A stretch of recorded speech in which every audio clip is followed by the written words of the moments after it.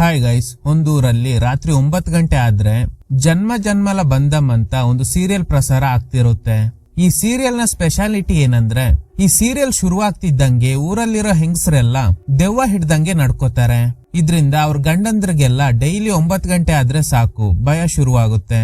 ಹಾಗಾದ್ರೆ ಆ ಸೀರಿಯಲ್ ಹಿಂದೆ ಇರೋ ಮಿಸ್ಟ್ರಿ ಏನು? ಹೆಂಗಸರು ಯಾಕೆ ದೆವ್ವ ಹಿಡ್ದಂಗೆ ನಡ್ಕೋತಾರೆ?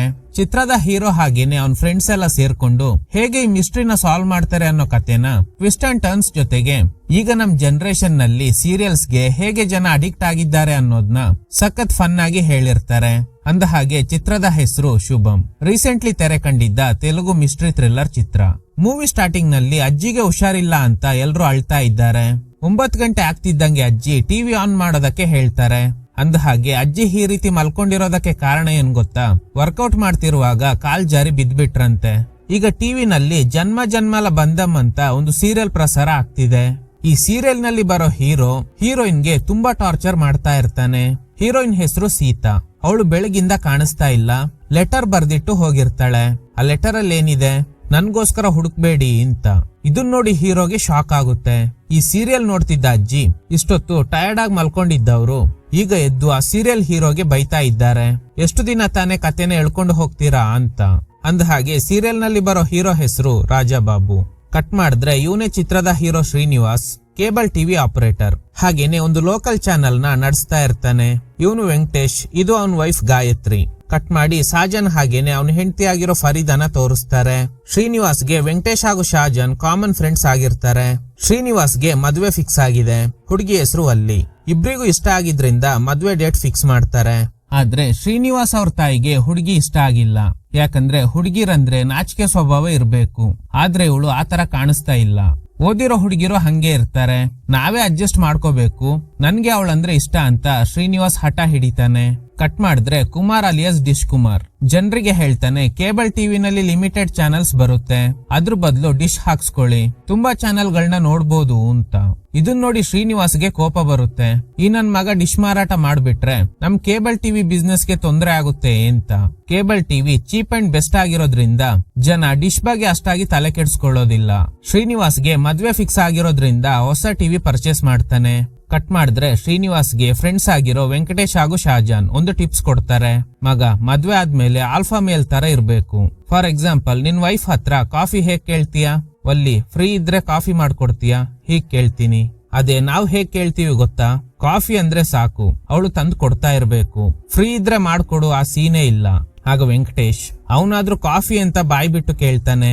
ಆದ್ರೆ ನಾನು ಜಸ್ಟ್ ಸಿಗ್ನಲ್ ಕೊಟ್ರೆ ಸಾಕು, ನನ್ ಹೆಂಡತಿ ತಂದು ಕೊಡ್ತಾಳೆ. ಸೊ ನೀನ್ ಕೂಡ ಇದೇ ಗತ್ತನ್ನ ಮೇಂಟೈನ್ ಮಾಡ್ಬೇಕು. ಆಲ್ಫಾ ಮೇಲ್ಸ್ ಯಾವಾಗ್ಲೂ ಡಾಮಿನೇಟಿಂಗ್ ಆಗಿರ್ತಾರೆ. ಅಂದ್ರೆ ನಮ್ಮಿಬ್ರ ತರ ಸಾರಿ ಕೇಳೋದಾಗ್ಲಿ ನಾಚಿಕೆ ಪಟ್ಕೊಳ್ಳೋದಾಗ್ಲಿ ಇರಬಾರ್ದು. ಒಲ್ಲಿ ನಿನ್ ಕಂಟ್ರೋಲ್ ನಲ್ಲೇ ಇರ್ಬೇಕು. ಇದ್ರ ಅರ್ಥ ನಾವು ಅವ್ರನ್ನ ಲವ್ ಮಾಡಬಾರ್ದು ಅಂತ ಅಲ್ಲ. ಅವರಿಂದ ಪ್ರೀತಿ ಗಳಿಸ್ಕೋಬೇಕಂದ್ರೆ ನಾವು ಹೇಳ್ದಂಗೆ ಇರ್ಬೇಕು. ಯಾಕಂದ್ರೆ ಹುಡುಗಿರ್ಗೆ ಆಲ್ಫಾ ಮೇಲ್ಸ್ ಅಂದ್ರೆ ತುಂಬಾ ಇಷ್ಟ ಅಂತ. ಇವತ್ತು ಮದ್ವೆ. ಒಲ್ಲಿಗೆ ಫರೀದಾ ಹಾಗೇನೆ ಗಾಯತ್ರಿ ಮೇಕಪ್ ಎಲ್ಲ ಮಾಡಿ ರೆಡಿ ಮಾಡ್ತಾರೆ. ಈಗ ಮದ್ವೆ ನಡೆಯುತ್ತೆ. ಫಸ್ಟ್ ನೈಟ್ ಅಲ್ಲಿ ಅವಳಿಗಿಂತ ಅವನೇ ನರ್ವಸ್ ಆಗಿದ್ದಾನೆ. ಫ್ರೆಂಡ್ಸ್ ಹೇಳ್ಕೊಟ್ಟಂಗೆ ಇವನ್ ಬಗ್ಗೆ ಇವನೇ ಬಿಲ್ಡಪ್ ಕೊಡ್ತಾ ಇದ್ದಾನೆ. ಈಗ ಸಮಯ 9 ಗಂಟೆ. ಇಷ್ಟೊತ್ತು ಸೈಲೆಂಟ್ ಆಗಿದ್ದವಲ್ಲಿ ಹೋಗಿ ಟಿವಿ ಆನ್ ಮಾಡ್ತಾಳೆ. ನೋಡ್ತಾ ಇರೋದು ಅದೇ ಸೀರಿಯಲ್. ಇವಳೇನು ಈ ಸಮಯದಲ್ಲಿ ಸೀರಿಯಲ್ ನೋಡ್ತಿದ್ದಾಳಲ್ಲ, ಸರಿ ನಮ್ ಕೇಬಲ್ ಚಾನೆಲ್ ಹಾಕು, ಲವ್ ಸಾಂಗ್ಸ್ ಬರುತ್ತೆ. ಆದ್ರೆ ವಲ್ಲಿ ಕಡೆಯಿಂದ ನೋ ರೆಸ್ಪಾನ್ಸ್. ವಲ್ಲಿ, ನಿನ್ಗೂ ಈ ಸೀರಿಯಲ್ ಅಂದ್ರೆ ತುಂಬಾ ಇಷ್ಟನಾ? ಏನ್ ಇವಳು ಯಾವ್ದಕ್ಕೂ ರಿಯಾಕ್ಟ್ ಮಾಡ್ತಿಲ್ವಲ್ಲ? ಹೇಯ್ ಶ್ರೀವಲ್ಲಿ, ಈಗ ಅವಳ ಆಟಿಟ್ಯೂಡ್ ಫುಲ್ ಚೇಂಜ್ ಆಗಿದೆ. ಇಶ್ ಅಂತ ವಾರ್ನ್ ಮಾಡ್ತಾಳೆ. ಇವನಿಗ್ ಶಾಕ್ ಆಗುತ್ತೆ. ಏನಿದು, ಈ ಸೀರಿಯಲ್ ನೋಡ್ತಿರೋದ್ರ ಜೊತೆಗೆ ಡಿಸ್ಟರ್ಬ್ ಮಾಡ್ಬೇಡ ಅಂತ ವಾರ್ನಿಂಗ್ ಬೇರೆ ಕೊಡ್ತಿದ್ದಾಳಲ್ಲ ಅಂತ. ಬೇರೆ ದಾರಿ ಇಲ್ದೆ ಶ್ರೀನಿವಾಸ್ ನಿದ್ದೆ ಮಾಡ್ತಾನೆ. ವಲ್ಲಿ ಸೀರಿಯಲ್ ನೋಡೋದ್ರಲ್ಲಿ ಫುಲ್ ಬ್ಯುಸಿ ಆಗಿದ್ದಾಳೆ. ಬೆಳಗ್ಗೆ ಕೇಳ್ತಾಳೆ, ಏನ್ ರಾತ್ರಿ ಬೇಗ ಮಲ್ಕೋಬಿಟ್ರಲ್ಲ ಅಂತ. ಇವನ್ ಮನ್ಸಲ್ಲೇ ಅನ್ಕೋತಾನೆ, ರಾತ್ರಿ ಇಡೀ ಸೀರಿಯಲ್ ನೋಡ್ಬಿಟ್ಟು ಈಗ ನನ್ನೇ ಪ್ರಶ್ನೆ ಕೇಳ್ತಿದ್ದಾಳಲ್ಲ ಅಂತ. ಶ್ರೀನಿವಾಸ್ ತಾಯಿಗೆ ವಲ್ಲಿ ನಡವಳಿಕೆ ಇಷ್ಟ ಆಗೋದಿಲ್ಲ. ಯಾಕಂದ್ರೆ ಅವಳು ಮನೇಲಿದ್ದು ನಮ್ ಸೇವೆ ಮಾಡ್ತಾಳೆ ಅಂತ ಇವರೆಲ್ಲ ಅನ್ಕೊಂಡಿದ್ರು. ಆದ್ರೆ ಅವಳು ಕೂಡ ಕೆಲ್ಸಕ್ಕೆ ಹೋಗ್ತಾ ಇರೋದ್ರಿಂದ ಇವ್ರೆ ಅವಳಿಗೆ ತಿಂಡಿ ರೆಡಿ ಮಾಡ್ಕೊಡ್ಬೇಕು. ಕಟ್ ಮಾಡಿದ್ರೆ ವಲ್ಲಿನ ಆಫೀಸ್ಗೆ ಡ್ರಾಪ್ ಮಾಡೋದಕ್ಕೆ ಹೋಗ್ತಾ ಇರುವಾಗ ಶ್ರೀನಿವಾಸ್ ಅವನ್ ಕೇಬಲ್ ಆಫೀಸ್ ನ ತೋರಿಸ್ತಾನೆ. ಪಕ್ಕದಲ್ಲೇ ಡಿಶ್ ಕುಮಾರ್, ಅಲ್ಲಿ 50 ಚಾನಲ್, ನಮ್ಮಲ್ಲಿ 999 ಚಾನಲ್ಗಳು ಅಂತ ಡೈರೆಕ್ಟ್ ಆಗಿ ಕೇಬಲ್ ಟಿವಿ ಆಫೀಸ್ ಕಡೆಗೆ ಆರೋ ಮಾರ್ಕ್ ಬೇರೆ ಬ್ಯಾನರ್ ನಲ್ಲಿ ಹಾಕ್ಸಿರ್ತಾನೆ. ಟ್ರಿಗರ್ ಆಗಿದ್ದ ಶ್ರೀನಿವಾಸ್ ಡಿಶ್ ಕುಮಾರ್ ಶಾಪ್ಗೆ ಹೋಗಿ ಗಲಾಟೆ ಮಾಡ್ತಾನೆ. ಫಸ್ಟ್ ಆ ಬೋರ್ಡ್ ನ ಚೇಂಜ್ ಮಾಡು ಅಂತ. ಆದ್ರೆ ಇವನು ಒಪ್ತಾನೆ ಇಲ್ಲ. ಹೀಗೆ ಇಬ್ಬರ ನಡುವೆ ಮಾತಿನ ಚಕಮಕಿ ನಡೆಯುತ್ತೆ. ಈಗ ರಾತ್ರಿ ಆಗಿದೆ. ನಿನ್ನೆ ಅಂತೂ ಏನು ನಡೆದಿಲ್ಲ. ಇವತ್ತಾದ್ರೂ ಕ್ಲೋಸ್ ಆಗಿರೋಣ ಅಂತ ವಲ್ಲಿ ಒಳ್ಳೆ ಸಿಂಗರ್ ಅಂತ ಹೇಳಿರ್ತಾಳೆ. ಒಂದು ಹಾಡು ಹೇಳು ಅಂತ ರಿಕ್ವೆಸ್ಟ್ ಮಾಡ್ತಾನೆ. ನನಗೆ ನಾಚಿಕೆ ಆಗ್ತಿದೆ, ಕಣ್ ಮುಚ್ಕೊಳ್ಳಿ. ಸರಿ ಅಂತ ಶ್ರೀನಿವಾಸ್ ಕಣ್ ಮುಚ್ಕೋತಾನೆ. ಅಷ್ಟ್ರಲ್ಲಿ 9 ಗಂಟೆ ಆಗುತ್ತೆ. ವಲ್ಲಿ ಹಾಡು ಹೇಳ್ತಾ ಇಲ್ಲ. ಕಣ್ಬಿಟ್ಟು ನೋಡಿದ್ರೆ ಅದೇ ಸೀರಿಯಲ್ ನೋಡ್ತಾ ಇದ್ದಾಳೆ. ಇವನಿಗ್ ತಲೆ ಕೆಟ್ಟು ಹೋಗುತ್ತೆ. ಏನ್ ಇವಳು ಡೈಲಿ ಸೀರಿಯಲ್ ನೋಡೋದಕ್ ಶುರು ಮಾಡಿದ್ದಾಳಲ್ಲ ಅಂತ ಕೋಪ ಮಾಡ್ಕೊಂಡು ಟಿವಿ ಆಫ್ ಮಾಡ್ತಾನೆ. ಆದ್ರೆ ಅವಳು ಎದ್ದು ಬಂದು ಮತ್ತೆ ಆನ್ ಮಾಡ್ತಾಳೆ. ಶ್ರೀನಿವಾಸ್ ಮತ್ತೆ ಆಫ್ ಮಾಡೋದಕ್ಕೆ ಹೋಗುವಾಗ ವಲ್ಲಿ ಆಫ್ ಮಾಡಬೇಡ ಅಂತ ಕಿರ್ಚ್ಕೊಂಡು ಮಂಚನ ಒಂದೇ ಕೈಯಲ್ಲಿ ತಳ್ಳಿಬಿಡ್ತಾಳೆ. ಇದನ್ ನೋಡಿ ಶ್ರೀನಿವಾಸ್ಗೆ ತುಂಬಾ ಭಯ ಆಗುತ್ತೆ. ಆ ಸೀರಿಯಲ್ ನಲ್ಲಿ ರಾಜಾಬಾಬುಗೆ ಸೀತಾ ಇನ್ನೂ ಸಿಕ್ಕಿಲ್ಲ. ನೆಕ್ಸ್ಟ್ ಡೇ ಶ್ರೀನಿವಾಸ್ ಫ್ರೆಂಡ್ಸ್ ಗೆ ನಡೆದ ವಿಷಯನ ಹೇಳ್ತಾನೆ. ಆಗ್ಲೇ ಶಾಜಾನ್ ನ ಹೆಂಡತಿ ಫರೀದಾ ಕೂಡ ವಲ್ಲಿ ತರನೇ ಸೀರಿಯಲ್ ನೋಡ್ತಾಳೆ. ಬಾಕಿ ಟೈಮ್ ನಲ್ಲಿ ಸೈಲೆಂಟ್ ಆಗಿರೋಳು ಆ ಸೀರಿಯಲ್ ನೋಡುವಾಗ ಮಾತ್ರ ಏನಾದ್ರೂ ಡಿಸ್ಟರ್ಬ್ ಮಾಡ್ಬಿಟ್ರೆ ಸಿಕ್ಕಾಪಟ್ಟೆ ವೈಲೆಂಟ್ ಆಗ್ತಾಳೆ ಅಂತ. ಮಗ ವಲ್ಲಿನೂ ಹಂಗೇನೆ. ವೆಂಕಟೇಶ್ ಹೇಳ್ತಾನೆ, ಈ ಸಣ್ಣ ವಿಷಯಕ್ಕೆ ಯಾಕೆ ತಲೆ ಕೆಡ್ಸ್ಕೊತಾ ಇದ್ದೀರಾ? ಮಗ ನಿನ್ ಫ್ಯಾಕ್ಟ್ರಿ ಟೈಮಿಂಗ್ಸ್ ಎಷ್ಟು ನಿಮ್ಗೆ ಗೊತ್ತಲ್ಲೋ? ಅದೇ ರಾತ್ರಿ 7 ರಿಂದ 6 ಗಂಟೆ. ಅದಕ್ಕೆ ನಿನ್ಗೆ ಏನು ಗೊತ್ತಿಲ್ಲ.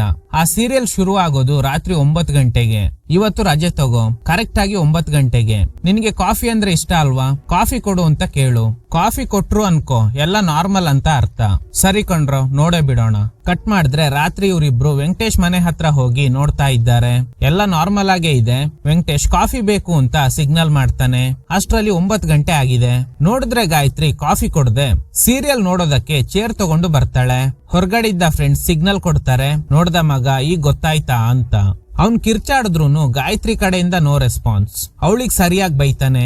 ಬುದ್ಧಿ ಇಲ್ವಾ ನಿನಗೆ? ಕಾಫಿ ಕೇಳಿದ್ರೆ ಟಿವಿ ಆನ್ ಮಾಡ್ಕೊಂಡ್ ಕೂತಿದ್ಯಾ? ಟಿವಿ ಆಫ್ ಮಾಡಿ ರಿಮೋಟ್ ನಲ್ಲಿದ್ದ ಬ್ಯಾಟ್ರಿನ ರಿಮೂವ್ ಮಾಡ್ತಾನೆ. ಟ್ರಿಗರ್ ಆಗಿದ್ದ ಗಾಯತ್ರಿ ವೆಂಕಟೇಶ್ಗೆ ಸರಿಯಾಗಿ ಚಾರ್ಜ್ ಮಾಡ್ತಾಳೆ.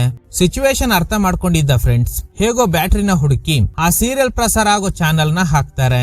ಈಗ್ಲೇ ಇವನಿಗೆ ಫ್ರೆಂಡ್ಸ್ ಹೇಳಿದ್ದು ನಿಜ ಅನ್ನೋದು ಗೊತ್ತಾಗುತ್ತೆ. ಇನ್ನು ಈ ವಿಷಯನ ಅವರಿಗೆ ಹೇಳೋದಕ್ಕಾಗಲ್ಲ. ಏನಾದ್ರೂ ಹೇಳ್ಬಿಟ್ರೆ ಇವ್ರ ಮರ್ಯಾದೆ ಹೋಗುತ್ತೆ. ಅದಕ್ಕೆ ಹೇಳೋದಕ್ ಯಾರು ರೆಡಿ ಇಲ್ಲ. ಈ 3 ಜನರಿಗೆ ಮಾತ್ರ ಯಾಕೆ ಹೀಗ್ ನಡೀತಾ ಇದೆ? ಆ ಸೀರಿಯಲ್ ನಲ್ಲಿ ಏನಾದ್ರೂ ಕರ್ಸಿದ್ಯಾ ಅಂತ ಡಿಸ್ಕಸ್ ಮಾಡ್ತಾರೆ. ರಾತ್ರಿ ಆದ್ರೆ ಸೀರಿಯಲ್ ನೋಡೋವಲ್ಲಿ ಡೇ ಟೈಮ್ ಅಲ್ಲಿ ಅದೇ ಸೀರಿಯಲ್ ನ ಬ್ಯಾನರ್ ನೋಡಿ ನಗ್ತಾಳೆ.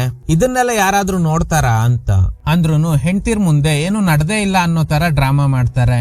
ಆಕ್ಚುಲಿ ಈ ಸೀರಿಯಲ್ ನೋಡ್ತಾ ಇರುವಾಗ ಇವರೆಲ್ಲ ವಿಚಿತ್ರವಾಗಿ ನಡ್ಕೋತಾರೆ ಅನ್ನೋದು ವಲ್ಲಿ, ಫರೀದಾ ಹಾಗೇನೆ ಗಾಯತ್ರಿಗೆ ಗೊತ್ತೇ ಇಲ್ಲ. ರಾತ್ರಿ 9 ಗಂಟೆ ಆಗ್ತಿದ್ದಂಗೆ ಶ್ರೀನಿವಾಸ್ ಮನೆಯಿಂದ ಹೊರಗಡೆ ಬರ್ತಾನೆ. ಈಗ್ಲೇ ಒಂದು ಟ್ವಿಸ್ಟ್. ಆ ಸೀರಿಯಲ್ ಬರೀ 3 ಜನರಿಗೆ ಮಾತ್ರ ಎಫೆಕ್ಟ್ ಆಗಿಲ್ಲ. ಬದಲಾಗಿ ಇಡೀ ಊರಲ್ಲಿರೋ ಹೆಂಗಸರೆಲ್ಲ ಆ ಸೀರಿಯಲ್ ನ ನೋಡಿ ವಿಚಿತ್ರವಾಗಿ ನಡ್ಕೋತಾ ಇದ್ದಾರೆ. ಇವನ್ ತರಾನೇ ಇಡೀ ಊರಿನ ಗಂಡಸರೆಲ್ಲ 9 ಗಂಟೆ ಆಗ್ತಿದ್ದಂಗೆ ಹೊರಗಡೆ ಬರ್ತಾರೆ. ಹೆಂಡತಿ ಕೈಯಲ್ಲಿ ಒದೆ ತಿಂದ್ವಿ ಅನ್ನೋದು ಗೊತ್ತಾದ್ರೆ ಮರ್ಯಾದೆ ಹೋಗುತ್ತೆ ಅಂತ ಊರಿನ ಜನ ಈ ವಿಷಯನ ಯಾರ ಹತ್ರನೂ ಹೇಳ್ಕೊಂಡಿರೋದಿಲ್ಲ. ಫ್ಯಾಕ್ಟ್ರಿನಲ್ಲಿ ವರ್ಕ್ ಮಾಡೋರು ನಮ್ಗೆಲ್ಲ ನೈಟ್ ಡ್ಯೂಟಿ ಬೇಕು ಅಂತ ಮ್ಯಾನೇಜರ್ ಹತ್ರ ರಿಕ್ವೆಸ್ಟ್ ಮಾಡ್ತಾರೆ. ಇನ್ನೊಂದು ಕಡೆ ಡಿಶ್ ಕುಮಾರ್ ತುಂಬಾ ಮನೆಗಳಿಗೆ ಡಿಶ್ ಮಾರಾಟ ಮಾಡಿರ್ತಾನೆ. ಇದ್ರಿಂದ ಶ್ರೀನಿವಾಸ್ ನ ಬಿಸ್ನೆಸ್ ಡಲ್ ಆಗಿದೆ. ವಲ್ಲಿಗೆ ಅನ್ನಿಸ್ತಾ ಇದೆ ಇವನೇನೋ ಹೈಡ್ ಮಾಡ್ತಾ ಇದ್ದಾನೆ ಅಂತ. ಆದ್ರೆ ಶ್ರೀನಿವಾಸ್ ಅವಳ ಹತ್ರ ಸತ್ಯ ಹೇಳೋದಕ್ ರೆಡಿ ಇಲ್ಲ. ಈಗ 3 ಜನ ಮಾಯಾದೇವಿ ಅನ್ನೋ ಮಂತ್ರವಿದ್ಯೆ ಕಲ್ತಿರೋ ಲೇಡಿನ ಮೀಟ್ ಆಗ್ತಾರೆ.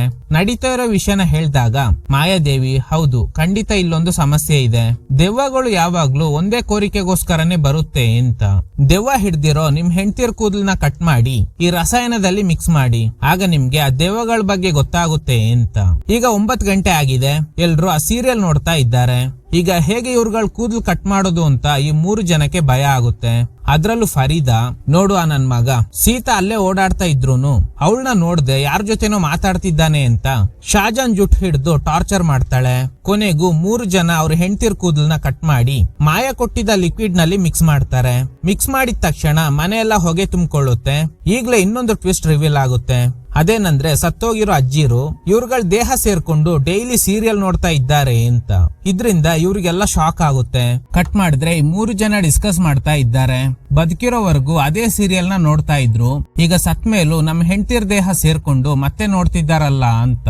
ಈಗ ಸೀರಿಯಲ್ ಟೀಮ್ ಅವರು ಸದ್ಯದಲ್ಲೇ ಈ ಸೀರಿಯಲ್ ಕ್ಲೈಮ್ಯಾಕ್ಸ್ ಹಂತಕ್ಕೆ ತಲುಪಿದೆ ಅಂತ ಪ್ರೋಮೋ ಬಿಡುಗಡೆ ಮಾಡ್ತಾರೆ. ಇದೇ ಶುಕ್ರವಾರನೇ ಕ್ಲೈಮ್ಯಾಕ್ಸ್ ಅಂತೆ. ಅಂದ್ರೆ ಇನ್ನು 3 ದಿನ ಇದೆ ಅಷ್ಟೇ. ಇವ್ರಿಗೆಲ್ಲ ಫುಲ್ ಖುಷಿ. ಅಪ್ಪ ಇನ್ನು 3 ದಿನ ಆದ್ರೆ ಸಾಕು, ಈ ಸೀರಿಯಲ್ ಮುಗ್ದೋಗುತ್ತೆ ಅಂತ.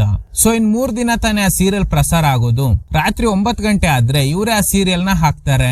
ಸೊ ಇವತ್ ಕೊನೆ ಎಪಿಸೋಡ್. ರಾಜಬಾಬು ಸೀತಾನ ಭೇಟಿ ಆದ್ರೆ ಈ ಸೀರಿಯಲ್ ಮುಗಿಯುತ್ತೆ. ಕೊನೆಗೂ ರಾಜಬಾಬು ಸೀತಾನ ಕಂಡು ಹಿಡಿತಾನೆ. ಗಾಳಿ ಮಳೆ ಬರ್ತಾ ಇದೆ. ಇವ್ರಗಳ ದೇಹ ಸೇರ್ಕೊಂಡಿರೋ ಅಜ್ಜಿಯಂದ್ರ ಆತ್ಮಗಳಿಗೆ ಫುಲ್ ಖುಷಿ. ಇನ್ನೇನು ಹ್ಯಾಪಿ ಎಂಡಿಂಗ್ ಆಗುತ್ತೆ ಅಂತ ರಾಜಬಾಬು ಹೇಳ್ತಾನೆ. ಇಷ್ಟು ದಿನಗಳಿಂದ ನಿನಗೆ ಹೇಳ್ಬೇಕು ಅಂತ ಅನ್ಕೊಂಡಿದ್ದ ವಿಷಯನ ಈಗ ಹೇಳ್ತೀನಿ. ಇನ್ನೇನು ಹೇಳ್ಬೇಕು ಅನ್ನೋ ಅಷ್ಟ್ರಲ್ಲಿ ಗಾಳಿ ಮಳೆ ಇರೋದ್ರಿಂದ ಮರದ ಕೊಂಬೆ ಬಿದ್ದು ರಾಜಬಾಬು ತಲೆಗೆ ಪೆಟ್ಟಾಗುತ್ತೆ. ಈ ಕಡೆ ಸೀರಿಯಲ್ ನೋಡ್ತಿರೋ ಗಂಡಸರಿಗೆ ಜೀವ ಬಾಯಿಗೆ ಬಂದಿದೆ.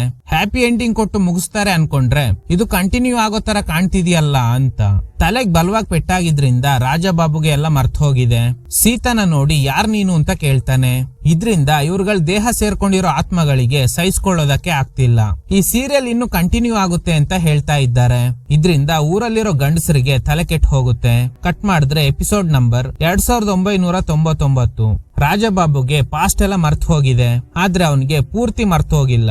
ಸೀತಾ ಕೆಲ್ಸಕ್ಕೆ ಹೋಗ್ತಿದ್ಲು, ಅದು ಇವನಿಗೆ ಇಷ್ಟ ಆಗ್ತಿರ್ಲಿಲ್ಲ. ಇದೇ ರೀಸನ್ಗೆನೆ ಅವಳು ನನ್ನ ಹುಡುಕ್ಬೇಡಿ ಅಂತ ಲೆಟರ್ ಬರ್ದಿಟ್ಟು ಹೋಗಿರ್ತಾಳೆ. ಅವಳನ್ನ ಹುಡ್ಕೊಂಡು ಹೋದಾಗ್ಲೆ ತಲೆ ಮೇಲೆ ಮರದ ಕೊಂಬೆ ಬಿದ್ದು ಈ ಸ್ಥಿತಿಗೆ ಬಂದಿರ್ತಾನೆ. ಸೊ ಅಲ್ಲಿ ತನಕ ಇವನಿಗೆ ನೆನ್ಪಿದೆ, ನೀನ್ ಈಗ್ಲೂ ಅದೇ ಕೆಲಸ ಮಾಡ್ತಿದ್ಯಾ? ಹೌದು, ಹಾಸ್ಪಿಟಲ್ ಬಿಲ್ ಕೂಡ ಕಟ್ಟಿದ್ದೀನಿ. ಇದ್ರಿಂದ ರಾಜಬಾಬುಗೆ ಸಿಟ್ಟು ಬಂದು ಅವಳ ಮುಖಕ್ಕೆ ಜ್ಯೂಸ್ ಚೆಲ್ಬಿಡ್ತಾನೆ. ನಿನ್ ದುಡ್ಡಲ್ಲಿ ನಾನ್ ಸೇವೆ ಮಾಡಿಸ್ಕೊಳ್ಳೋ ಪರಿಸ್ಥಿತಿ ನನಗ್ ಬಂದಿಲ್ಲ ಅಂತ. ಡಾಕ್ಟರ್ ಹೇಳ್ತಾರೆ, ಓ ಮೈ ಗಾಡ್, ಇದೊಂದು ಮೆಡಿಕಲ್ ಮಿರಾಕಲ್. ನೀವ್ ಅವ್ರ ಹೆಂಡತಿ, ತಾಯಿ, ತಂದೆ ಇದೆಲ್ಲ ಅವ್ರಿಗೆ ನೆನ್ಪಿದೆ, ಆದ್ರೆ ಕಳೆದ ವರ್ಷ ನಡೆದ ಘಟನೆಗಳು ಯಾವ್ದು ಅವ್ರಿಗೆ ನೆನ್ಪಿಲ್ಲ, ಅದೆಲ್ಲ ಮರ್ತ್ ಹೋಗಿದೆ ಅಂತ.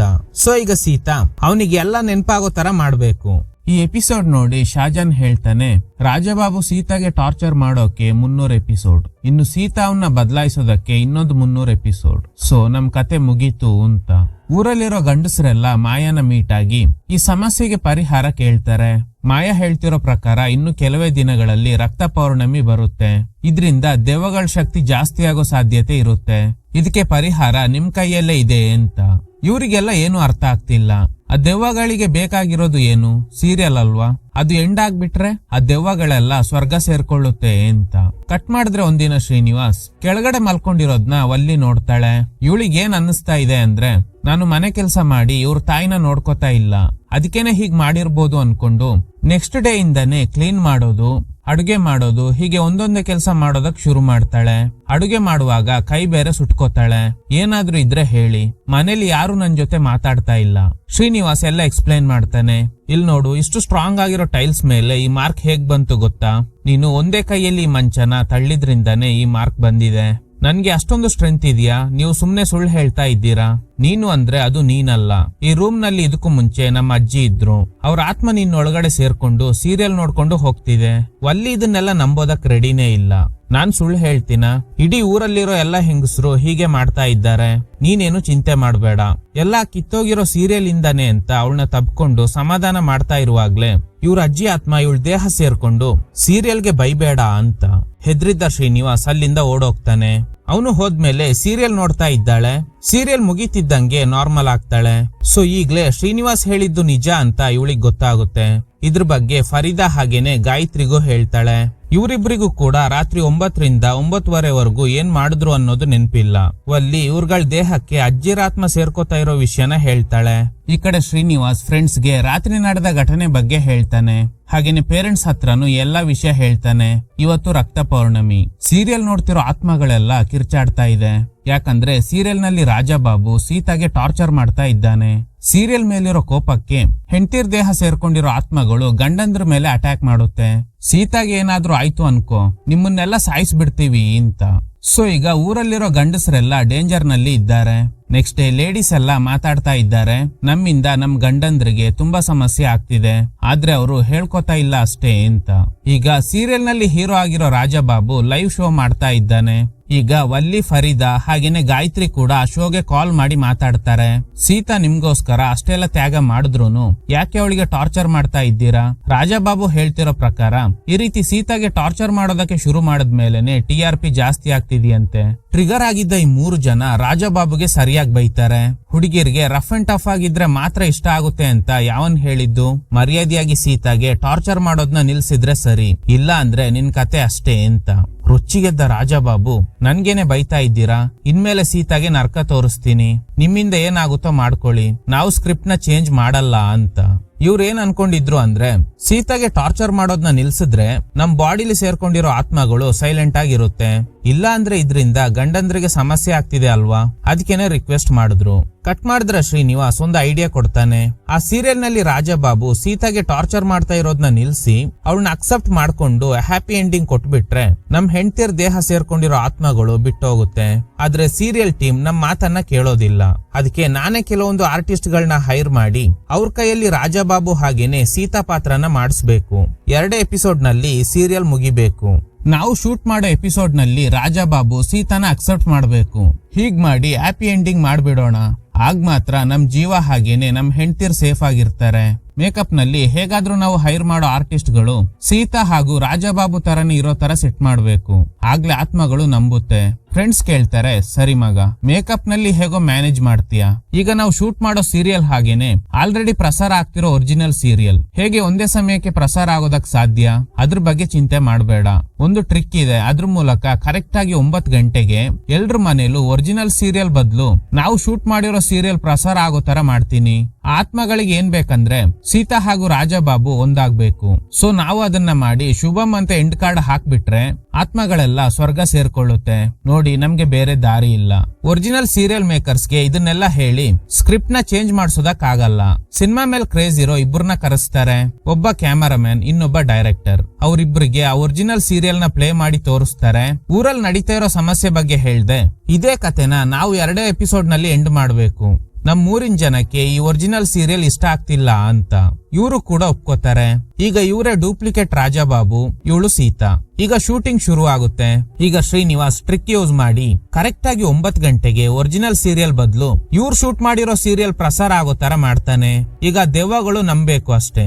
ಅವುಗಳಿಗೆ ಡೌಟ್ ಬರೋ ಸಂದರ್ಭದಲ್ಲಿ ಅವನೇ ರಾಜಾಬಾಬು, ನೋಡಿ ಅದೇ ತರ ಶರ್ಟ್ ಹಾಕೊಂಡಿದ್ದಾನೆ, ಅಯ್ಯೋ ಸಿಲಿಂಡರ್ ಲೀಕ್ ಆಗ್ತಿದೆ, ಸೀತಾನ ಯಾರು ಕಾಪಾಡ್ತಾರೆ ಅಂತ ಆತ್ಮಗಳಿಗೆ ಕನ್ಫ್ಯೂಸ್ ಮಾಡ್ತಾರೆ. ಒರಿಜಿನಲ್ ಎಪಿಸೋಡ್ ನಲ್ಲೂ ರಾಜಾಬಾಬು ಸೀತಾನ ಕೊಲ್ಲೋದಕ್ಕೆ ಟ್ರೈ ಮಾಡ್ತಾ ಇದ್ದ ಅಲ್ವಾ, ಅದಕ್ಕೆ ಇವುಗಳನ್ನ ನಂಬಿಸೋದಕ್ಕೋಸ್ಕರ ಫಸ್ಟ್ 1-2 ಎಪಿಸೋಡ್ ನಲ್ಲಿ ಅವನು ಸೀತಾನ ಕೊಲ್ಲೋದಕ್ ಟ್ರೈ ಮಾಡ್ತಾನೆ. ಆದ್ರೆ ಸೀತಾ ಹೇಗೋ ಎಸ್ಕೇಪ್ ಆಗೋ ತರ ಶೂಟ್ ಮಾಡಿರ್ತಾರೆ.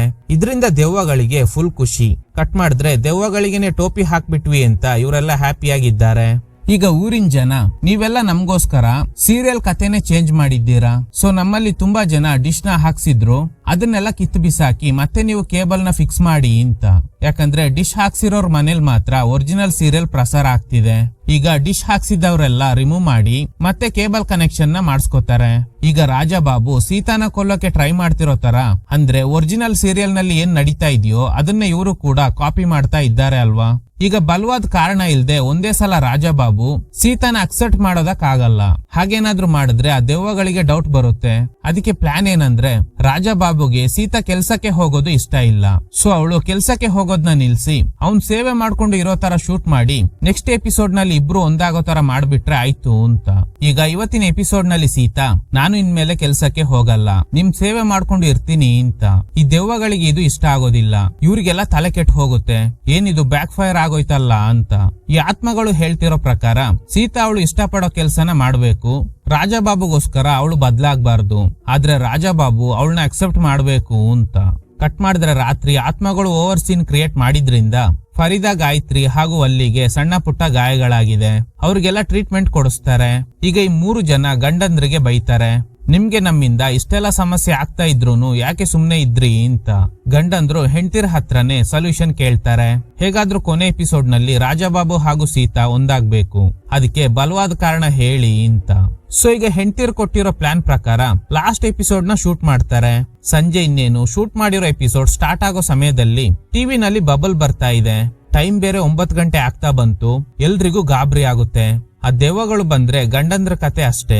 ಯಾಕಂದ್ರೆ ಟಿವಿನಲ್ಲಿ ಸೀರಿಯಲ್ ಬರ್ದೇ ಇರೋದ್ರಿಂದ ಇವ್ರಿಗೆ ತೊಂದರೆ ಆಗೋ ಸಾಧ್ಯತೆ ಇದೆ ಅಂತ ಹೆಂಡತಿರು ಇವ್ರಗಳನ್ನೆಲ್ಲ ಹೊರಗಡೆ ಕಳಿಸ್ತಾರೆ. ಸೀರಿಯಲ್ ಪ್ಲೇ ಆಗದೆ ಇರೋದ್ರಿಂದ ಇವ್ರಗಳ ದೇಹ ಸೇರ್ಕೊಂಡಿರೋ ಆತ್ಮಗಳು ವೈಲೆಂಟ್ ಆಗಿದೆ.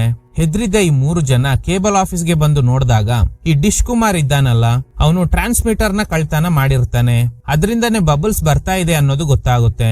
ಅವ್ನ್ ಯಾಕೆ ಹೀಗ್ ಮಾಡ್ದ ಅಂದ್ರೆ, ಇವರು ಊರಿನ ಜನರ ಒಳಿತಿಗೋಸ್ಕರ ಸೀರಿಯಲ್ ಕಥೆನ ಚೇಂಜ್ ಮಾಡಿದ್ರು ಅಂತ ಡಿಶ್ ಹಾಕ್ಸಿದ್ದವ್ರು ಎಲ್ಲ ರಿಮೂವ್ ಮಾಡಿಸಿ ಮತ್ತೆ ಕೇಬಲ್ ಕನೆಕ್ಷನ್ ಹಾಕ್ಸಿರ್ತಾರೆ.